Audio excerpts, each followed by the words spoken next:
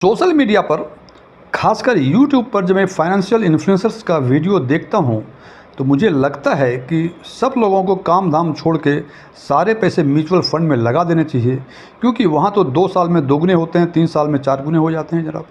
हालांकि मैं financial influencers का क्रिटिसिज्म नहीं करना नहीं चाहता, वो गलत भी नहीं बता रहे हैं, लेकिन ये बात भी सच है कि वो पूरी बातें बता भी नहीं रहे हैं। निश्चित रूप से कुछ ऐसे फंड्स हैं जिन्होंने 2 साल में दोगुना, 3 साल में दोगुना कर दिया, लेकिन बहुत सारे फंड्स ऐसे हैं जिन्होंने 2 साल में वो फंड आधे हो गए, जिसकी चर्चा फाइनेंशियल इन्फ्लुएंसर्स कभी नहीं करते।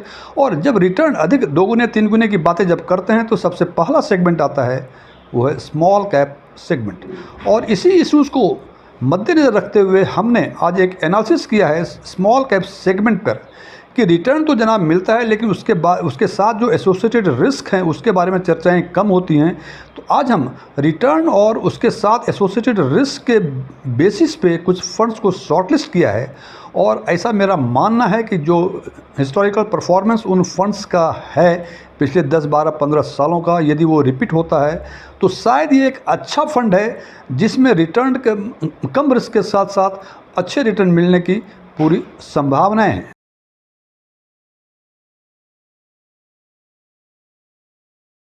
जैसा कि पहले हमने चर्चा की है कि हमने स्मॉल कैप सेगमेंट्स के कुछ फंड को रिस्क और रिटर्न के एनालिसिस के बेसिस पे शॉर्टलिस्ट किया है।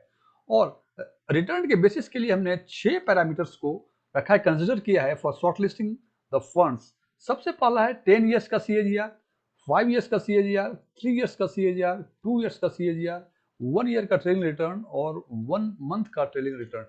और हमने माना है कि 10 साल के टेन्योर में CAGR कम से कम 18% होनी चाहिए, और 10 साल से पुराने टोटल फंड 13 थे और 13 फंड का CAGR 10 साल का 18% या उससे अधिक था। 5 साल में माना कि मिनिमम CAGR 30% होना चाहिए, और 5 साल के टेन्योर में टोटल फंड्स 19 थे, जिसमें से 18 फंड का CAGR 5 ईयर्स का CAGR 30% या उससे अधिक था। 3 ईयर्स के टेन्योर में हमने पैरामीटर रखा हुआ है कम से कम CAGR 25% होना चाहिए, और 3 ईयर्स के टेन्योर में 3 साल या उससे अधिक पुराने फंड टोटल 24 थे, उस 24 में से 15 फंड ऐसे थे जिनका CAGR 25% या उससे अधिक था। 2 वर्षों के CAGR में मिनिमम रखा है हमने 35%, और 2 साल या उससे अधिक के टोटल फंड्स आज के दिन में 25 हैं, और उस 25 फंड में से 13 फंड ऐसे हैं जिनका CAGR 2 साल का 35% या उससे अधिक है। और 1 साल के ट्रेलिंग रिटर्न हमने मिनिमम रखा है 50%, और आज के दिन में कुल 27 फंड ऐसे हैं जो 1 साल या उससे अधिक पुराने हैं। उन 27 फंड में से 11 फंड्स का ट्रेलिंग रिटर्न 50% या उससे अधिक है, और पिछले 1 महीने के रिटर्न के लिए हमें रखा है कि वो सारे फंड्स को इंक्लूड करूंगा जिनका रिटर्न पॉजिटिव हो, नेगेटिव रिटर्न ना हो। और 1 साल पुराने फंड स्मॉल कैप सेगमेंट में आज के दिन में कुल 34 फंड हैं, और उस 34 फंड में से 15 फंड ऐसे हैं जिनका 1 साल का रिटर्न पॉजिटिव है।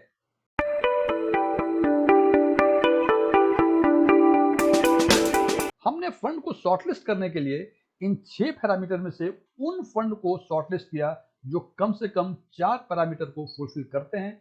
और इस हिसाब से जो हमने 9 फंड को शॉर्टलिस्ट किए वो है बंधन का small cap, bank of India का स्मॉल कैप, एडलवेसिस का स्मॉल कैप, फ्रैंकलिन का स्मॉल कैप, HSBC का स्मॉल कैप, इन्वेस्को का स्मॉल कैप, निप्पॉन इंडिया का स्मॉल कैप, क्वांट का स्मॉल कैप, टाटा का स्मॉल कैप। और ये रिटर्न जो हमने लिया है 10 साल, 5 साल, 3 साल का, ये डायरेक्ट और ग्रोथ प्लान का है, ये रेगुलर या IDCW का नहीं है, ये डायरेक्ट और ग्रोथ प्लान का है। और ये तो बातें हो गई रिटर्न की। यदि हमने फंड को फर्दर शॉर्टलिस्ट करने के लिए रिस्क रेशियोज को कंसिडर किया है, और वो रिस्क रेशियो जो कंसिडर किया है हमने वो है standard deviation, beta, Sharpe ratio, Jensen alpha और ट्रेनर रेशियो। हालांकि इस रेशियो के बारे में यदि आपको पता है तो अच्छी बात है, यदि इसके बारे में और अधिक जानकारी चाहते हैं तो हमारे प्लेलिस्ट में जाके इसके बारे में जानकारी ले सकते हैं। लेकिन एक बर्ड्स आई व्यू में बताऊं कि स्टैंडर्ड डेविएशन और बीटा ये निगेटिव पैरामीटर्स हैं, इसका मतलब ये जितना कम होगा वो फंड उतना अच्छा माना जाएगा। और शार्पे अल्फा और टेनर रेशियो ये पॉजिटिव रेशियो हैं रिस्क में, इसका मतलब ये तीनों रेशियो जितना अधिक होंगे वो फंड उतना बेहतर माना जाएगा। और इस बेसिस पे यदि हम रिटर्न एनालिसिस करें तो हम देखते हैं ये जो 9 के 9 फंड हैं उनका यदि हम CAGR या ट्रेलिंग रिटर्न की बातें करें तो देखते हैं कि इसमें बंधन स्मॉल कैप एक ऐसा फंड है जो 3 साल से अधिक पुराना है लेकिन 5 साल से कम का फंड है।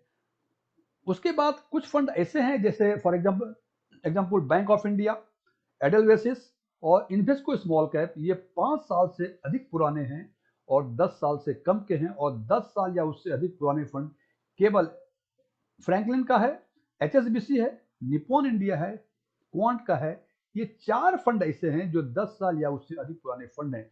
और यदि ये आपने देखा होगा कि हमने कुछ ब्लॉक्स को फिल किया हुआ येलो से, कुछ ब्लॉक्स ब्लैंक हैं। इसका मतलब कि ये 6 पैरामीटर्स जो हैं, इन 6 पैरामीटर्स का जो मिनिमम हमने एलिजिबिलिटी क्राइटेरिया रखा हुआ था, जिस फंड ने उसको फुलफिल किया है उसको हमने येलो से फिल किया है, जिसने फुलफिल नहीं किया है उसको हमने ब्लैंक छोड़ दिया है। फॉर एग्जाम्पल यदि 1 महीने के रिटर्न की बातें करें तो हमने क्राइटेरिया रखा हुआ था कि जिसका पॉजिटिव रिटर्न है वो क्वालिफाई करेगा, और इस हिसाब से हम देखते हैं कि फ्रैंकलिन का स्मॉल कैप, एचएसबीसी का स्मॉल कैप और निप्पॉन का स्मॉल कैप, इन तीनों फंड ने निगेटिव रिटर्न दिया है, इसलिए हमने इसको ब्लैंक छोड़ दिया है। उसी हिसाब से सॉरी, यदि हम देखें 1 ईयर का जो मिनिमम क्राइटेरिया था 50% का पहले रिटर्न था, और हमने देखा कि एडेलवेसिस का 43% है जो क्वालिफाई नहीं कर रहा है, फिर एचएसबीसी का 46% है जो क्वालिफाई नहीं कर रहा है, टाटा स्मॉल का ही 46% जो क्वालिफाई नहीं कर रहा है, इसलिए इन तीनों को हमने फिल नहीं किया है। बाकी सबका रिटर्न फॉर एग्जाम्पल 71%, 51%, 51, 52, 50, 57, इसका मतलब ये क्वालिफाई कर रहे हैं। सो नट सेल में मैं बता दूं कि येलो जो फिल किए हुए ब्लॉक्स हैं, इसका मतलब वो फंड उस टेन्योर में जो एलिजिबिलिटी पैरामीटर्स रखा था उसमें वो क्वालिफाई करते हैं। यदि वो ब्लैंक है, अनफिल्ड है, इसका मतलब वो क्वालिफाई नहीं कर रहे हैं।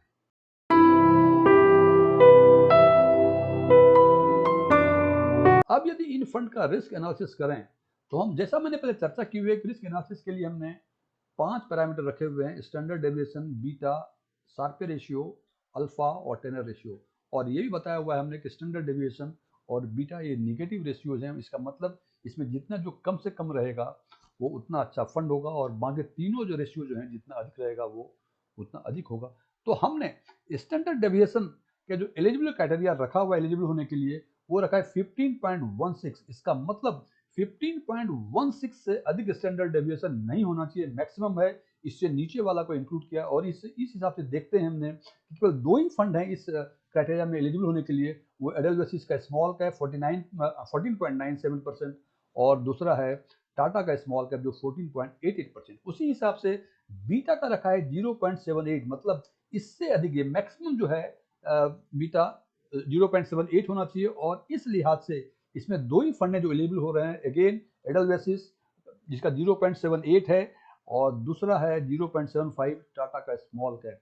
शार्पे, अल्फा और टेनर का हमने देखा है कि शार्पे का रखा है 1.24, कम से कम 1.24 होना चाहिए, अल्फा कम से कम 4.9 होना चाहिए, और टेनर रेशियो कम से कम 0.24 होना चाहिए। और इस क्राइटेरिया के हिसाब से हम देखते हैं कि बंधन स्मॉल कैप फंड जो है वो रिस्क एनालिसिस के किसी भी पैरामीटर में ये एलिजिबल नहीं होता है। सो देखा है कि पांचों के पांचों पैरामीटर्स में जो है ये ब्लैंक है, फिल्ड नहीं है। जबकि शार्पे में Bank of India, Edelweiss, Franklin, HSBC, Nippon, ये 4-5 फंड हैं वो एलिजिबल हैं। अल्फा में भी वही, अल्फा में 2 फंड एलिजिबल नहीं है, एक है बंधन और दूसरा है, बस एक ही फंड एलिजिबल नहीं है। और टेनर में 3 फंड एलिजिबल नहीं है, दैट इज बंधन, इन्वेस्को का स्मॉल कैप और क्वांट का स्मॉल कैप। क्वांट का स्मॉल कैप शार्पे और अल्फा दोनों में से किसी में एलिजिबल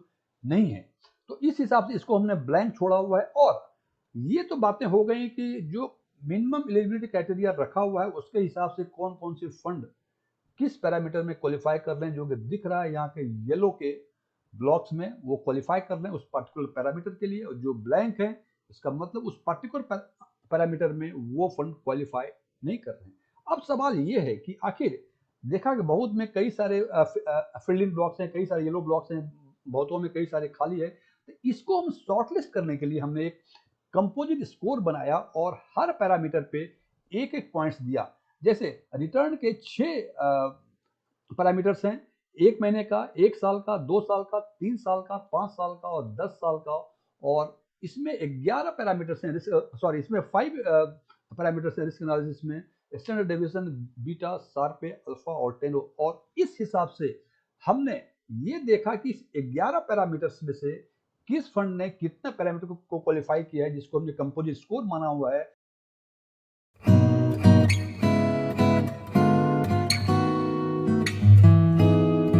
यदि हम कंपोजिट स्कोर के बेसिस पे फंड को देखते हैं तो हम देखते हैं कि सबसे अधिक 9 कंपोजिट स्कोर है जो 2 फंड का है। एक है एडेलवेसिस स्मॉल कैप का, दूसरा है टाटा का स्मॉल कैप का। 8 स्कोर में भी 2 फंड हैं, एक है bank of India small cap का और दूसरा है निप्पॉन इंडिया स्मॉल कैप का। 7 में भी 2 फंड हैं, ये हैं फ्रैंकलिन का स्मॉल कैप और एचएसबीसी का स्मॉल कैप। 6 में भी 2 हैं, एक है इन्वेस्को का स्मॉल कैप और दूसरा है क्वांट का स्मॉल कैप। और एक फंड का स्कोर 4 है जो बंधन का स्मॉल कैप। अब यदि हमें 2 फंड शॉर्टलिस्ट करने हो तो मैं हमारे हिसाब से एडेलवेसिस स्मॉल कैप और टाटा का स्मॉल कैप ये बेहतर है। हालांकि ये दोनों ही फंड जो हैं ये 5 साल से 10 साल से नीचे के हैं, मतलब 5 साल से अधिक के हैं और 10 साल से कम के हैं। इसका मतलब टॉप फंड्स जो हैं वो इस स्कोर के बेसिस पे वो फंड हैं जो 5 साल से अधिक पुराने हैं लेकिन 10 साल से नीचे के हैं। लेकिन अब यहाँ आपको ये निर्णय लेना पड़ेगा कि यदि आप चाहते हैं कि ओल्डेस्ट फंड में जाना है मुझे, क्योंकि इसका परफॉर्मेंस जो है 5-7 साल 8 साल का, ये 10 साल का नहीं हो रहा है, तो आपको यदि कोई हिचक हो तो आप नेक्स्ट उसमें जाइए कि देखिए कि जिसका स्कोर 8 है बैंक ऑफ इंडिया और एक है हमारे Nippon small cap. Bank of India यहाँ फिर देखते हैं कि ये भी 5 साल से अधिक पुराना है लेकिन 10 साल से कम का, लेकिन निप्पॉन इंडिया जो है ये 10 साल से अधिक पुराना फंड है। सो नेक्स्ट स्टेज में, पहला स्टेज में यदि आप ये लगता है कि 5 साल से अधिक पुराना फंड चलेगा, then you go for Edelweiss and Tata का स्मॉल। यदि लगता है कि नहीं नहीं ये थोड़ा सा नया फंड है तो you must go for Nippon India small cap. ये 4 फंड्स के बारे में यूं बताया हमने। और वो फंड जिसका कंपोजिट स्कोर 7 है वो है फ्रैंकलिन इंडिया, और एचएसबीसी का स्मॉल कैप जिसका कंपोजिट स्कोर 7 है। इसमें ये दोनों ही फंड 10 साल से अधिक पुराने हैं। सो जब फंड को शॉर्टलिस्ट करें, हालांकि ये हमारा बेसिस शॉर्टलिस्ट करने का, और इन सबों में से यदि मुझे कहे कि एक फंड को शॉर्टलिस्ट करें तो मैं निप्पॉन इंडिया स्मॉल कैप को करूंगा। इट इज ओनली, हालांकि इसका कंपोजिट स्कोर 8 ही है, 9 नहीं है, जबकि 9 जो स्कोर हैं वो 2 फंड्स के और हैं, लेकिन वो दोनों फंड जिनका स्कोर 9 है वो 10 साल से नीचे के फंड है, मतलब 5 साल और 10 साल के बीच के फंड हैं। लेकिन निप्पॉन इंडिया स्मॉल कैप 10 साल से अधिक के फंड हैं। और जो भी क्राइटेरिया हमने रखा हुआ है उसमें से केवल 3 क्राइटेरिया है जो उन्होंने पूरा नहीं किया है। वो है पिछले 1 महीने में रिटर्न इन्होंने नेगेटिव दिया हुआ है, और स्टैंडर्ड डेविएशन और बीटा जो क्राइटेरिया रखा हुआ है 5.16 और 0.78, उसमें से ये क्राइटेरिया दोनों ही अधिक है। हालांकि नेगेटिव पॉइंट्स हैं लेकिन स्टिल चूंकि हमने 11 पैरामीटर्स को रखा, हर एक पैरामीटर्स के बारे में इंडिविजुअली बात नहीं कर सकते, तो हमने क्लब कर दिया और 11 पैरामीटर्स में से ये 8 पैरामीटर क्वालिफाई कर रहे हैं और 10 साल से अधिक पुराने फंड हैं। तो मेरे विचार से 1 नंबर में Nippon India small cap. Otherwise यदि आपको लगता है कि 5 साल से अधिक पुराना फंड भी बेहतर फंड हो सकता है परफॉर्मेंस के लिहाज से, तो आप एडेलवेसिस को चूज कर सकते हैं या टाटा स्मॉल कैप को चूज सकते हैं। हालांकि जैसे मैं बार बार कहता हूं, अंतिम निर्णय हमेशा आपका, यहाँ पे आपको निर्णय खुद लेना पड़ेगा। Thank you.